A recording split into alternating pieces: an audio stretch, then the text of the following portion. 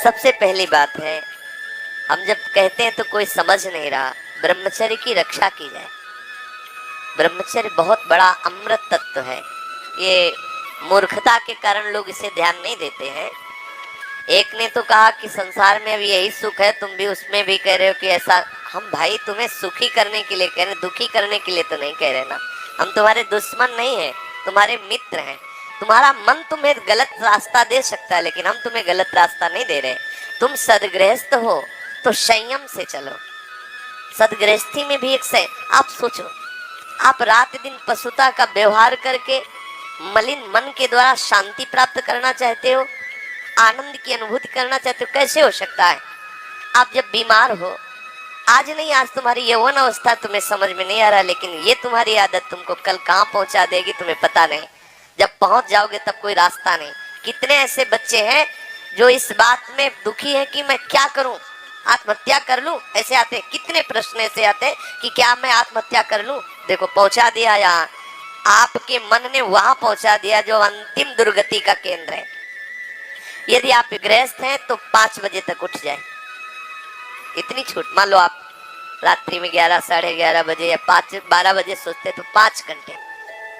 अगर आप दिन में नहीं सोते तो 6 बजे तक उठे। सूर्य उदय हो रहा हो, आप सो रहे हैं, चाहे गृहस्थ हो चाहे विरक्त हो, आप बिल्कुल नष्ट हो जाएंगे। आपकी आयु नष्ट होगी, आपकी बुद्धि भ्रष्ट होगी, आप ब्रह्मचर्य रह नहीं सकते। कह देते ब्रह्मचर्य की क्या जरूरत, क्या आप सच्ची माने? आप 2 महीने ब्रह्मचर्य, अगर गृहस्थ है 2 महीने ब्रह्मचर्य रहिए, 2 महीने केवल, और फिर आप देखिए आपको कैसा लगता है। और उस ब्रह्मचर्य से युक्त होकर फिर संतान उत्पन्न क्रिया की, आप देखिए वो संतान कैसी तेजस्वी होगी। आप उसको समझिए। आप जिसे बिल्कुल साधारण बात समझ रहे हैं, आप समझ रहे हैं आपको छूट मिल गई विषय भोगों के लिए, नहीं, सावधान। कुछ दिनों बाद आप ऐसे ऐसे रोगों से ग्रसित हो जाएंगे कि आप चलने लायक नहीं होंगे। आप खुद देख लीजिएगा, कुछ दिन बाद ऐसी आपकी इंद्रियां हो जाएंगी कि साधारण बातों में आप ब्रह्मचर्य रहित हो जाएंगे, सोच में ब्रह्मचर्य रहित हो जाएंगे, साधारण घर्षण में आप ब्रह्मचर्य रहित हो जाएंगे। ऐसी स्थितियां आती हैं जिनमें मतलब कितनी दुर्दशा हो जाए, चाहे वो स्त्री शरीर चाहे पुरुष शरीर। ऐसा नहीं कि केवल ब्रह्मचर्य पुरुष शरीर के लिए, दोनों के लिए ब्रह्मचर्य है। अगर आप गलतियों से युक्त हो जाएंगे तो स्त्रियों में ऐसे रोग हो जाते हैं जिनके कारण उनको चलना फिरना मुश्किल हो जाता है, उनके शरीर की पूरी स्थिति बिगड़ जाती है। ब्रह्मचर्य दोनों के लिए आवश्यक है। कुछ लोग प्रश्न करते हैं कि गृहस्थ आश्रम में ब्रह्मचर्य का अस्तित्व तो नहीं। आप देख लो, अगर 1-2 साल में आंखों में कम ना दिखाई देने लगे तो बताना।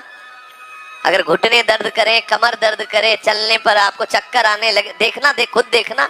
एक शरीर है, उसकी एक नियत क्षमता है, आप उसके अनुसार गृहस्थ का मतलब ऐसा थोड़ी कि तुम्हारे लाइसेंस मिल गया भोगों का कि तुम मनमानी गंदे आचरण करो और तुम स्वस्थ। शरीर है तुम्हारा, कोई सोने चांदी का थोड़ी बना है। सोने चांदी का भी घिसोगे तो पतला जाएगा, वहां नष्ट हो जाएगा। भाई किसी भी चीज को इसका एक संयम है।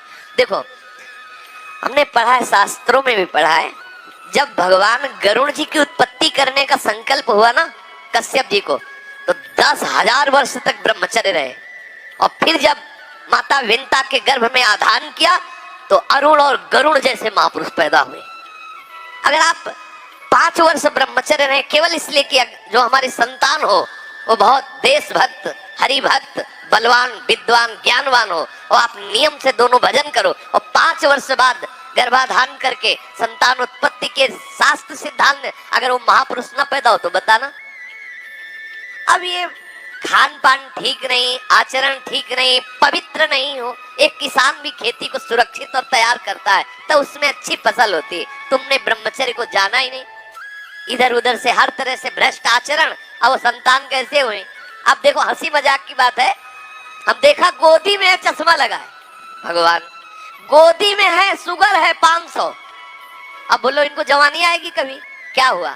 ये गलतियां हो गई, संयम बर्ताव नहीं किया गया, वीर में वो सामर्थ्य नहीं रही कि संतान को तेजस्वी ओजस्वी बना सके। अब इन बातों को कहा जाता है गुप्त रखो, गुप्त मरो। भाई आप जिसे कह रहे हैं सब कहने सुन तो देख लो, आगे तुम्हारे आ जाएगा। अगर उठने में तुम्हें तकलीफ ना होने लगे कहना, अगर बादाम ज्यादा खाओगे तो लीवर खराब हो जाएगा। देख कुछ दिन बाद देख लेना, ये जो लोग कहते हैं ना कि अरे बाबा लोग सब कहते हैं, देख लेना तुम्हारे पुरखा पानी पा जाएंगे। तुम तो हमारी आत्मा हो, इसलिए हम तुम्हें प्यार से समझाते हैं। जैसे हम